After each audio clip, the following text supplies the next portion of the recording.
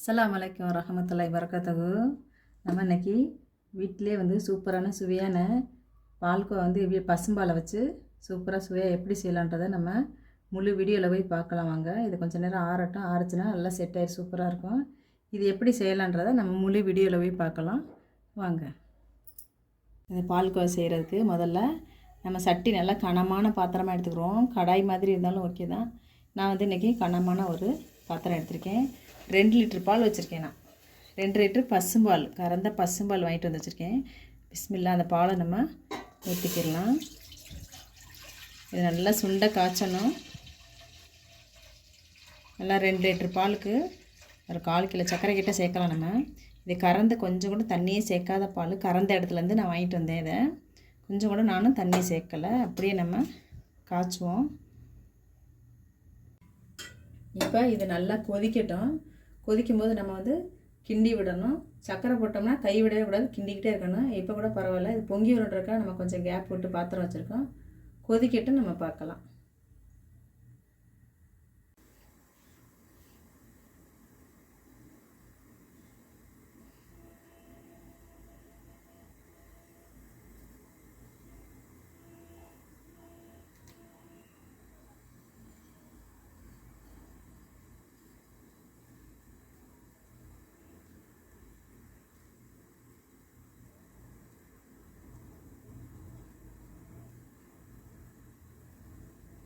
பால் இந்த மாதிரி பொங்கும்போது பொங்க விட்டுற வேணாம், நல்லா கிண்டிக்கிடுவோம்.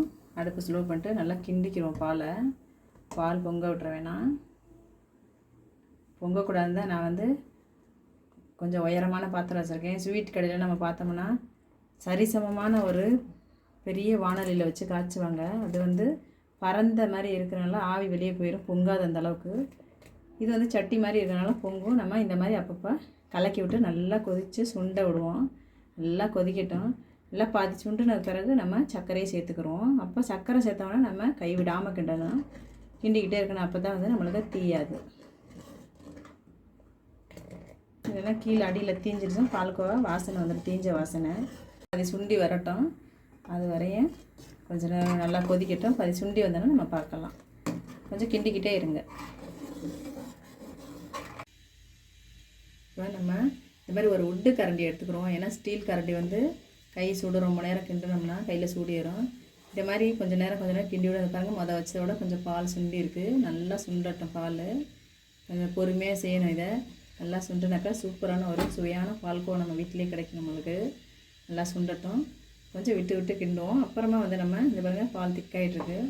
சர்க்கரை போட்டோன்னே கை விடாமல் கிண்டணும், அப்போ தான் தீயாமல் இருக்கும். இப்போ கொஞ்சம் லைட்டாக கிண்டி விடுவோம். அந்த மாதிரி இன்னும் கொஞ்சம் சுண்டட்டும். பால் இன்னும் கொஞ்சம் சுண்டுனோடனே நம்ம சர்க்கரை போடுவோம். அதில்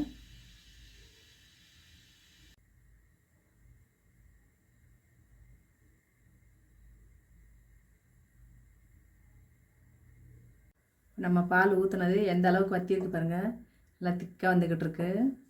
சூப்பராக வாசனை, நல்லா பசும்பாலுன்றனால நல்லா வாசனை நல்லா இருக்குது. நல்லா சுண்டை காய்ச்சியாச்சு. இப்போ இந்த டைமில் நம்ம ஒரு 1/4 கிலோ சர்க்கரை எடுத்து வச்சுருக்கேன். இந்த பாருங்கள், இந்த மாதிரி சுண்டிருச்சு. 1/4 கிலோ சர்க்கரை வச்சுருக்கேன். இந்த 1/4 கிலோ சர்க்கரையை நம்ம அதை கூட சேர்த்துறோம். இதுக்கப்புறம் நம்ம கைவிடாமல் கிண்டணும். நீங்கள் உங்களுக்கு ரொம்ப நேரம் எடுக்குது அப்படின்னு நினச்சிங்கன்னா பால் அப்படியே ஊற்றிட்டு கொஞ்சம் ஒரு கொதி விட்டோன்னா ஸ்லோவில் வச்சுட்டு நீங்கள் வேறு வேலை செய்யலாம்.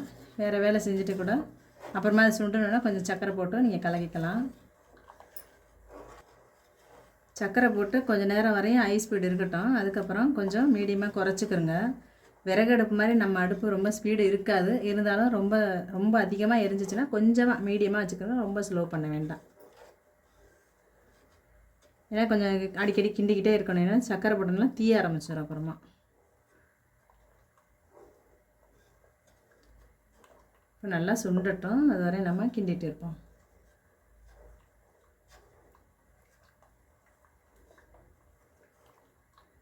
பால் பாருங்கள் எவ்வளோ நல்லா திக்காக இருக்குதுன்னு.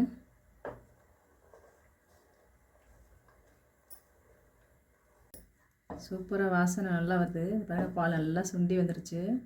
கொஞ்சம் கை விடாமல் கிண்டணும். கிண்டினா பியூரான ஒரு பால்கோவா நம்ம வீட்டிலே சமைக்கலாம்.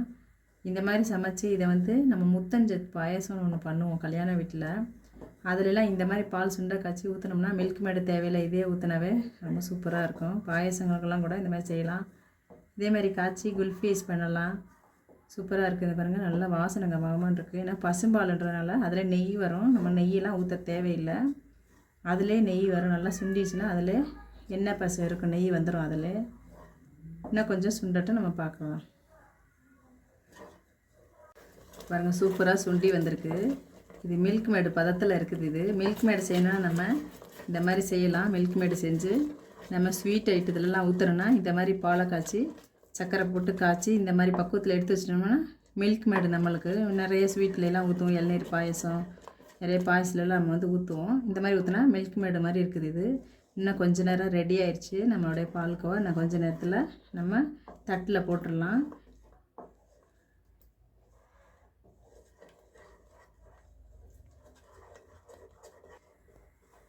கொஞ்சம் இந்த மாதிரி பக்குவம் வரும்போது மட்டும் கொஞ்சம் கைவிடாமல் கொஞ்சம் கிண்டிக்கிட்டு இருங்க. ஏன்னா சர்க்கரை சுண்ட ஆரம்பிச்சிச்சு, பால் தீஞ்சிரும். கொஞ்சம் நல்லா கொஞ்சம் கைவிடாமல் இந்த மாதிரி ஒரு உட்டில் ஒரு கரண்டி எடுத்துக்கிட்டோம், இல்லை துடுப்பு மாதிரி எடுத்துக்கிட்டோம் கிண்டுங்க. ஏன்னா கரண்டி சூடு ஏறும். கொஞ்சம் இந்த மாதிரி கிண்டிட்டிங்கன்னா நல்லா திக்காயிரும். இந்த பாருங்கள், நல்லா சூப்பராக திக்காயிருச்சு, உரமெல்லாம் சுண்டிருச்சு. கொஞ்சம் கைவிடாமல் கிண்டுங்க, ஏன்னா தீஞ்சிரும். கனமான பாத்திரம் மெயினாக வேணும், கனமான பாத்திரமாகவும் இருக்கணும். மெல்லிஸ் பாத்திரம் எடுத்திங்கன்னா தீஞ்சிரும் உங்களுக்கு. பாருங்கள், நல்லா தலைன்னு கொதிக்க ஆரம்பிச்சிருச்சு. போதும், இந்த பக்கம் வந்துடுச்சு. இதை ஆறிடுச்சுன்னா நம்மளுக்கு கெட்டியாயிரும். ஏன்னா சர்க்கரை இருக்குது. போதும், நல்லா சுண்டிடுச்சு. நம்ம பால்கோவா ரெடி ஆயிடுச்சு. இப்போ நம்ம அடுப்பு ஆஃப் பண்ணிடலாம். இது பசும்பாலில் காய்ச்சினால நெய் தேவையில்லை, நம்ம தட்டில் மட்டும் நெய் தடவிக்கிடுவோம்.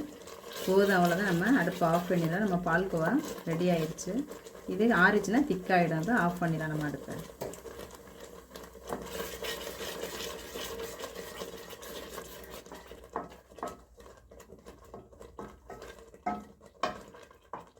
இப்போ இந்த மாதிரி ஒரு பிளேட் எடுத்து நம்ம நெய் தடவிருக்கோம் அந்த பிளேட்டில்.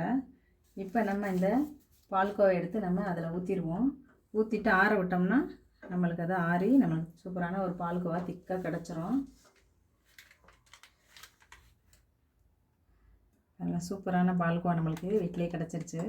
ஆறிச்சுன்னா இதில் நம்ம இப்போ இந்த பிளேட்டில் மாற்றியாச்சு. கிட்டத்தட்ட இது ஒரு 3/4 கிலோ கிடைக்குன்னு நினைக்கிறேன். எவ்வளோன்னு தெரியல. நல்லா நிறைய தட்டு ஃபுல்லாக இருக்குது.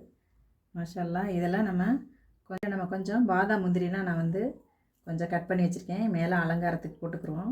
அது கடித்து சாப்பிடும்போது நல்லாயிருக்கும். மேலே நம்ம நல்லா தூவி விட்டுருவோம்.